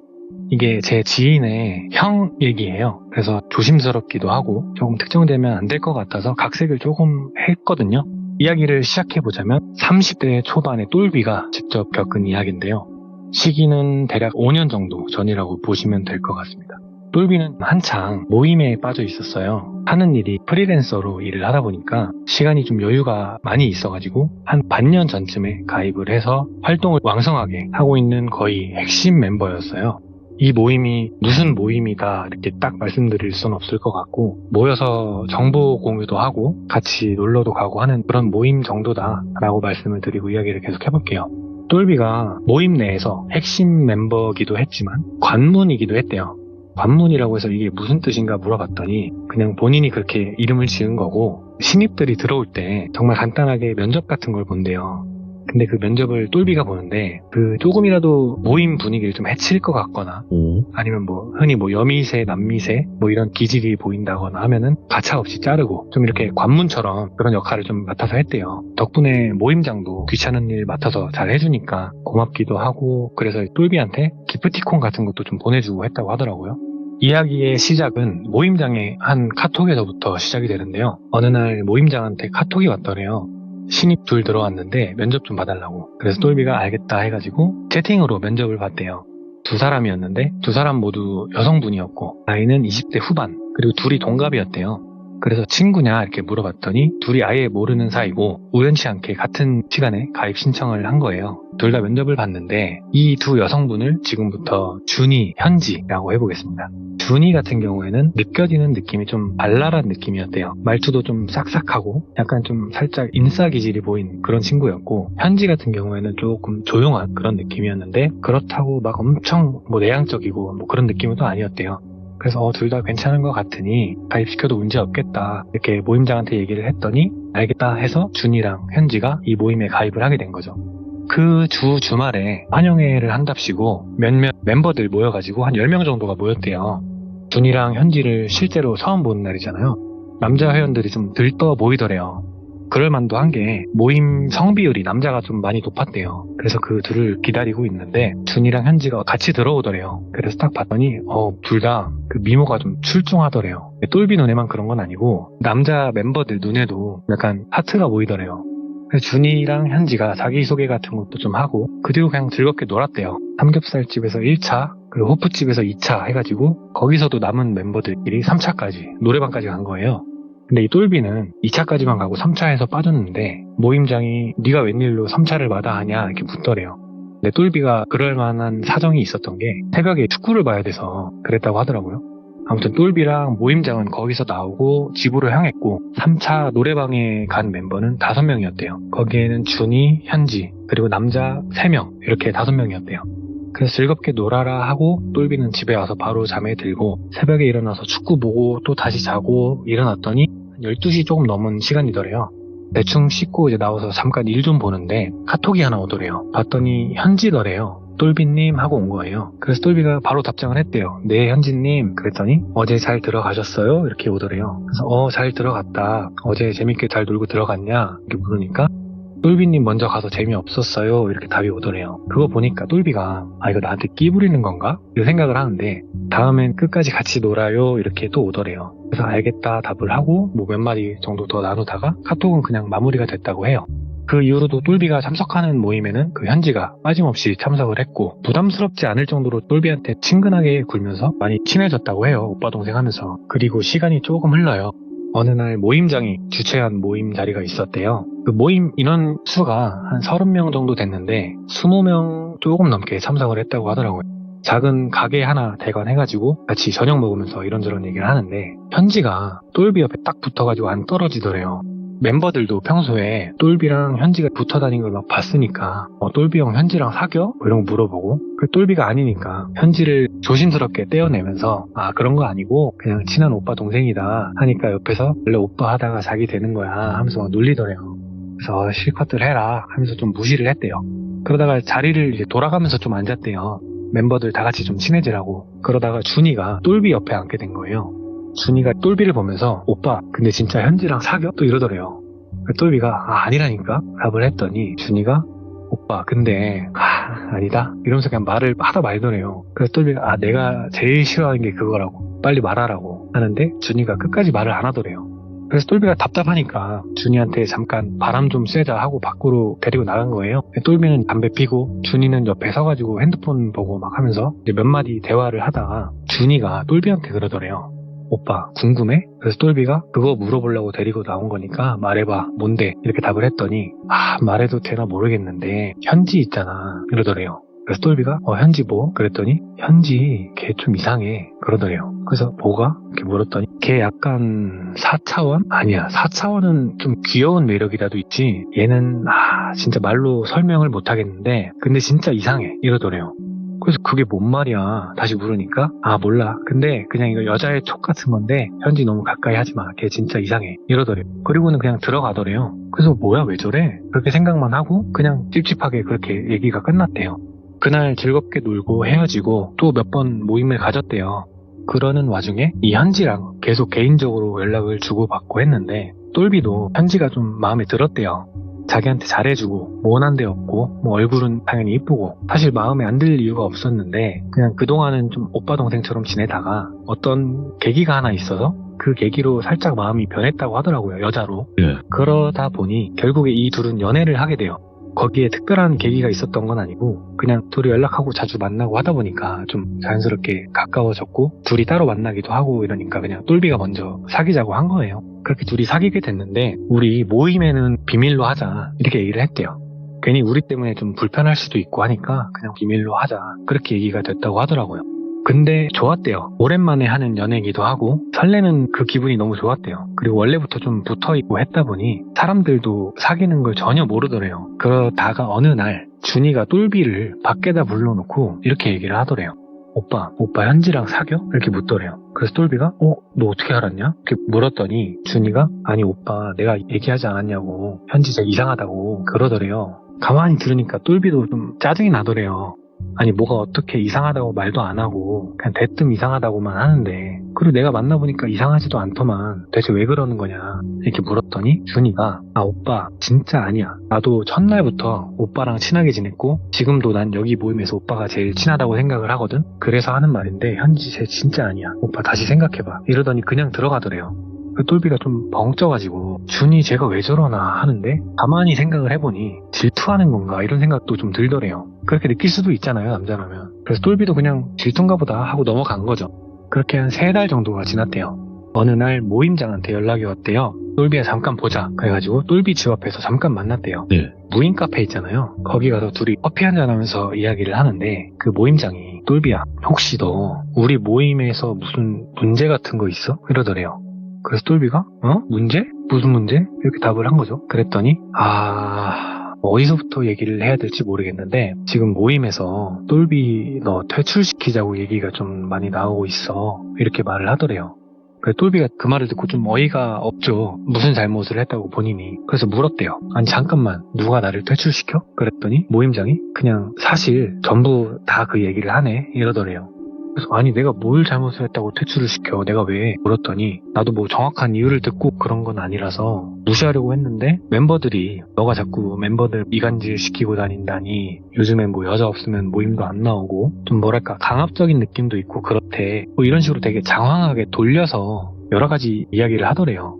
그래서 똘비가 야 내가 언제 그랬어 네가 모임장이니까 알 거 아니야 나 안 그러는 거 이렇게 이야기를 했더니 모임장은 이게 모르는 사람들이 모이는 모임이다 보니 마음에 안 드는 사람 한둘 있을 수는 있는데 네. 이거는 멤버 전원이 너를 퇴출시키라고 하니까 내가 그런 친구 아니라고 아무리 얘기를 하고 막 해도 그냥 이렇게 뒀다가는 모임이 좋게 안 돌아갈 것 같아서 어쩔 수가 없다 뭐 이렇게 얘기를 하더래요.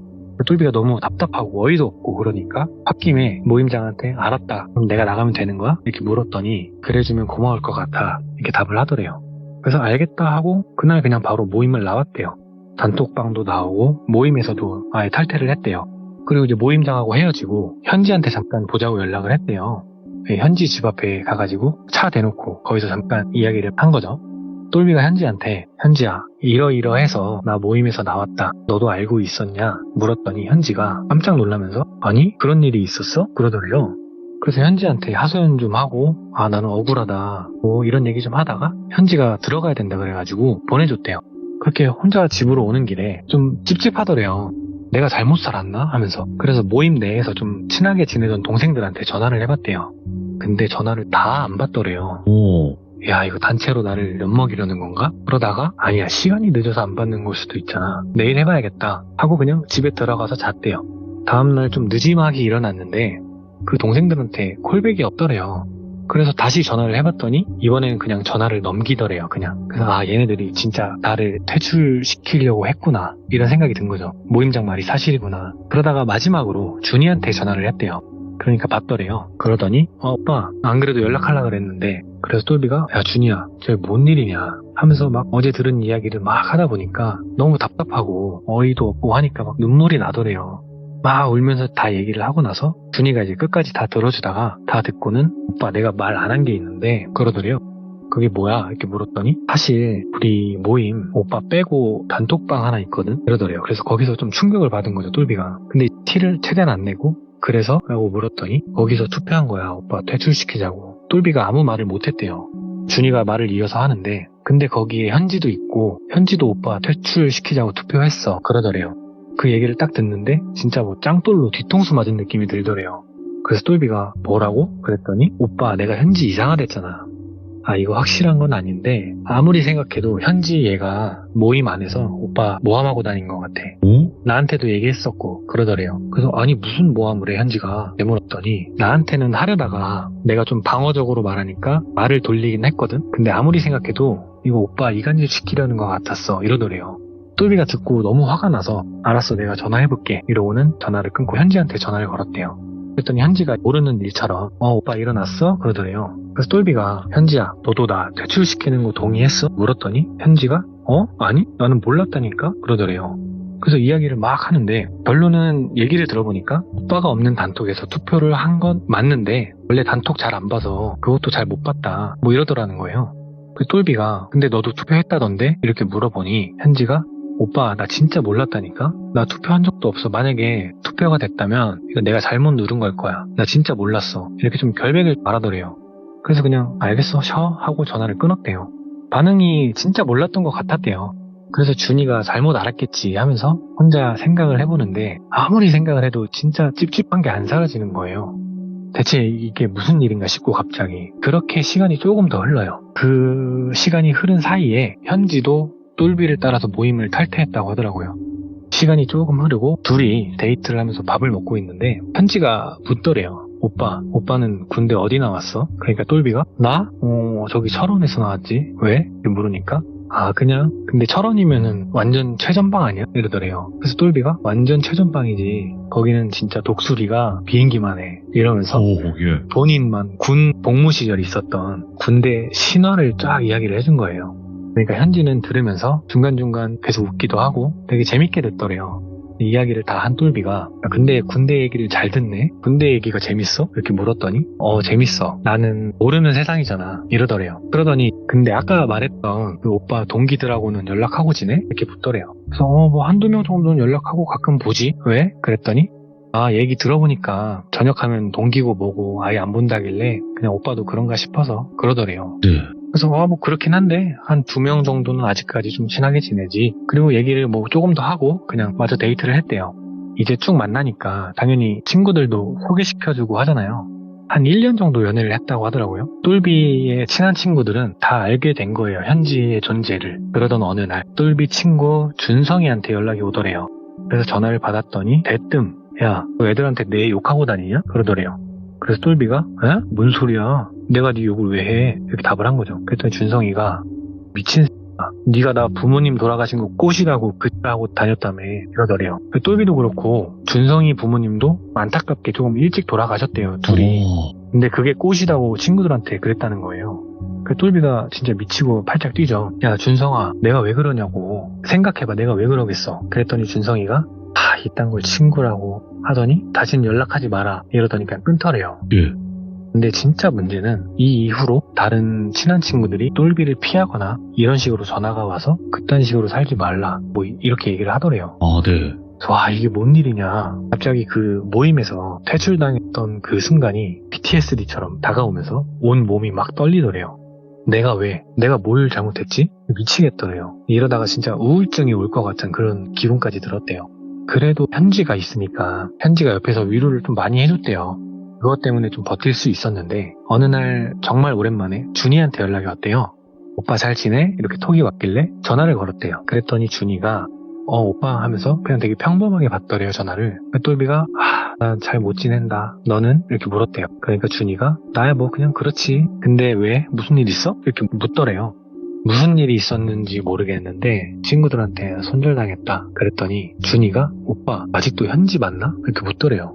그래서 아직 만나니? 답을 했더니 오빠 아니다? 그래? 그러더래요. 그래서 똘비가 야 네가 무슨 말 할지 아는데 그래도 나 지금 힘든 거 현지 때문에 버티고 있어. 이렇게 얘기를 했대요. 그러니까 준이가 그래 뭐 내 인생도 아니고 근데 오빠 이거 하나만 생각해봐. 오빠가 잘못된 게 언제부터 누구를 만나면서부터였는지 한번 깊게 생각해봐. 이런 이야기를 하고는 그냥 몇 마디 없이 전화를 끊더래요. 근데 뭐 똘비 뒤에 그런 게 들어오겠어요? 똘비는 현지 때문이 아니라고 생각을 하는데 그 준이랑 전화를 하면서 든 생각이 오히려 힘들 때는 항상 현지가 옆에 있어줬네? 이런 생각이 드니까 순간적으로 이 여자를 놓치면 안 되겠다 이런 생각까지 들었다고 하더라고요. 그래서 그 이후에 과정 같은 건 좀 생략하고 결국에는 똘비가 청혼을 했고 현지가 승낙을 했다고 하더라고요. 그래서 웨딩홀 예약도 하고 결혼 준비를 해 나갔대요. 지금 똘비 주변에 남은 사람들은 현지랑 군대 동기 2명뿐이었어요. 똘비도 아무리 현지가 좋다고 하지만 남자친구들이나 군대 동기들하고 만나서 노는 거랑은 좀 다르잖아요. 그래서 그 군대 동기들한테 야 한번 모이자 해가지고 모였는데 그날 여름에 계곡 한번 가자 그렇게 얘기가 됐대요. 그래서 현지한테 이야기를 하고 주말에 가기로 해서 그 날이 다가왔고 그 날에 똘비 차를 타고 셋이 계곡으로 향했대요.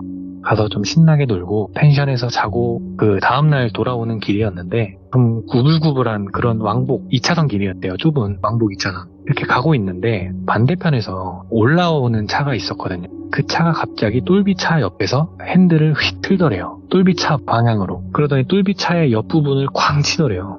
그래서 당연히 피하지 못했고 피하려고 핸들을 급하게 막 돌리긴 했지만 결국에는 그 철제 가드레일 있잖아요. 그걸 받고 그 밑으로 차가 추락을 했다고 하더라고요. 근데 참 다행인 건 빠른 구조 덕분에 셋 다 목숨은 구할 수 있었대요.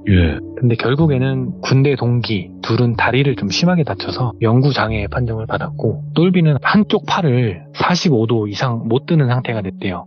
당연히 장애 판정을 받은 거죠. 아무튼 사고 소식 듣고 병원에 편지가 막 뛰어와가지고 우리 결혼도 얼마 안 남았는데 이게 무슨 날벼락이냐면서 울고불고 막 했대요. 근데 그렇게 큰 사고가 났는데 목숨을 안 잃은 게 참 다행이라고 생각했던 똘비는 현지를 달래면서 괜찮다고 괜찮으니까 너무 걱정하지 말라고 일하는데 뭐 그렇게 지장도 없을 거고 괜찮을 거야 이러면서 달랬대요. 그러다가 그 동기들한테 소개를 해준 거예요. 똘비가 내 여자친구 현지야. 서로 이제 인사하고 그 자리는 그냥 끝났대요. 그리고 나서 재활을 받으면서 시간을 조금 보내고 있는데 그 동기 중에 한 명한테 전화가 왔대요. 그래서 전화를 받았더니 대뜸 야 똘비야. 그래서 그랬더니 나 생각났어 그러더래요. 그래서 뭐가? 이렇게 물었더니 이 여자친구 내가 저번에 봤을 때 누구 닮았다 했거든? 그래서 똘비가 뭔 소리야 내 여자친구가 누굴 닮아? 물었더니 야 기억 안 나? 김준현 그러더래요. 오이고 그래서 오이고 김준현? 7월 군번 김준현? 이렇게 되물었대요. 근데 그때 딱 김준현이라는 인물의 얼굴이 갑자기 떠오르면서 현지의 얼굴 위에 오버랩이 딱 되는데 잠깐만 내가 다시 전화할게 하고 전화를 끊었대요. 그리고 혼자 생각하기를 잠깐만 김준현? 그러고 보니까 얼굴이 닮았네? 하고선 현지한테 전화를 했대요. 그랬더니 현지가 오빠 몸은 어때? 묻더래요. 그래서 똘비가 현지야 나 뭐 하나만 물어보려고 그랬더니 뭔데? 그래서 똘비가 혹시 김준현이라고 알아? 이렇게 물었대요. 그랬더니 현지가 잠깐 대답이 없더래요. 그래서 똘비가 여보세요? 했더니 현지가 아씨 이러더래요. 그 똘비가 깜짝 놀라가지고 현지야 왜 그래? 그러니까 아쉽네 그러더래요. 그래서 뭐가 뭔데 물었더니 갑자기 남자 목소리가 들리더래요. 그 남자 목소리로 조금만 더 했으면 됐는데 이러더래요. 그래서 뭐야 누구세요? 이랬더니 누구긴 누구야 나지 알고 전화한 거 아니야? 이러더래요. 그러니까 현지가 아니고 준현인 거예요. 똘비의 군대 후임. 근데 그냥 후임이 아니에요. 이 준현이는 똘비네 동기들이 엄청나게 가혹행위를 했던 그런 후임인 거예요. 똘비가 김준현이라고 물었더니 아깝네 결혼까지 했어야 되는데 이러더래요. 그러더니 그래도 아직 끝난 건 아니다. 그리고는 전화를 끊더래요. 똘비는 그 말을 듣고 벙 찌는 거죠. 본인이 1년 넘게 사귄 여자가 남자, 그것도 본인이 괴롭혔던 후임이라니 멍하니 그냥 벽만 봤대요. 그러다가 그냥 아무 생각 없이 준이한테 전화를 했대요. 그러니까 준이가 전화를 딱 받았는데 준이야, 그러니까 너가 현지 이상하다 그랬잖아. 뭐가 이상했던 거야? 이렇게 물었대요. 그랬더니 준이가 그때도 말했는데 말로 설명하기 좀 어려워. 근데 오빠가 이상하게 생각할까봐 말 안 한 거 있거든. 그러더래요. 그래서 뭔데? 이렇게 물었더니 그냥 이건 내 느낌인데 걔 여자 아닌 것 같아. 이러더래요. 그 말을 듣는데 똘비가 진짜 심장이 덜컥 내려앉고 뒤통수가 아리더래요. 그래서 그게 무슨 말이야? 물었더니 설명은 못하겠는데 옷 입는 거나 화장품이나 뭐 행동이나 이게 남자가 봤을 때는 어떨지 모르겠는데 여자들이 보기엔 좀 어색하달까 하면서 30년 가까이 여자로 살았을 텐데 예. 당연히 몸에 밴 습관 같은 게 있을 거 아니야. 근데 그게 되게 이상했어. 습관이 아니라 약간 의식적으로 하는 느낌? 오. 이렇게 말을 하더래요. 똘비가 고마워 하고 전화를 끊었대요. 지금 이게 무슨 일인가. 솔직히 말을 하자면 지금 이 똘비가 현지랑 당연히 스킨십도 했고 같이 밤을 보낸 적도 수도 없이 많은데 전혀 몰랐잖아요. 그래서 어찌됐든 그 일이 있고 시간이 한 6개월 정도 흘렀대요. 그동안 똘비는 진짜 거의 폐인이 된 거예요. 한쪽 팔도 못 쓰고 유일하게 남아있던 여자친구도 없어지고 폐인이 될 만하죠. 집에서 배달 음식 시켜먹고 그냥 재활치료 나갈 때나 나가고 집에선 거의 안 나갔대요. 그러다가 어느 날 문자 하나를 받았대요.